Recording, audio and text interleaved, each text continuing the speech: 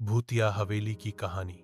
एक छोटे से गांव में एक पुरानी हवेली थी जिसे सब लोग भूतिया हवेली कहते थे। वहां रात के समय अजीब अजीब आवाजें आती थीं।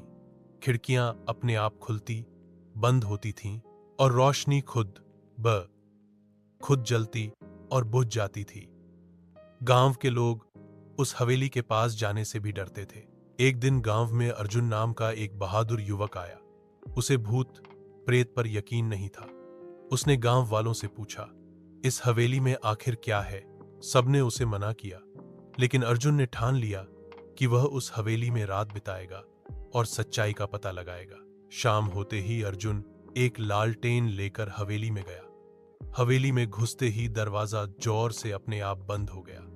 हवेली के अंदर हर तरफ धूल और मकड़ी के जाले थे। अचानक ऊपर की मंजिल से किसी औरत के रोने की आवाज आई। अर्जुन डरते हुए ऊपर गया। वहां एक पुरानी तस्वीर दिखी जिसमें एक सुंदर युवती थी। जैसे ही अर्जुन ने तस्वीर को छुआ, कमरे का दरवाजा अपने आप बंद हो गया और हवा की एक ठंडी लहर बहने लगी। तभी एक सफेद साया उसके सामने प्रकट हुआ। वह साया बोला, मैं इस हवेली की रानी हूं। 100 साल पहले मेरी हत्या कर दी गई थी और मेरी आत्मा आज भी यहां भटक रही है। अर्जुन ने साहस कर पूछा, मैं तुम्हारी मदद कैसे कर सकता हूं?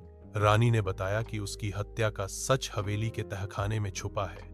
अर्जुन नीचे तहखाने में गया जहां एक पुराना संदूक रखा था। संदूक खोलते ही अर्जुन को एक खून से सनी तलवार और रानी की आखिरी चिट्ठी मिली। चिट्ठी में लिखा था कि उसे उसके ही दरबार के मंत्री ने लालच में मार डाला। अर्जुन ने वह चिट्ठी गांव के मुखिया को दिखाई। पूरे गांव ने मंत्री के वंशजों को सच्चाई बताई और रानी की आत्मा की शांति के लिए पूजा रखी। जैसे ही पूजा पूरी हुई, हवेली के ऊपर से काले बादल हट गए और रानी की आत्मा ने अर्जुन को धन्यवाद देते हुए विदाई ली। उस दिन के बाद वह हवेली कभी भूतिया नहीं रही। लोग वहां रहने भी लगे और हवेली फिर से खुशहाल हो गई। अर्जुन की बहादुरी की कहानी हर कोई याद करने लगा।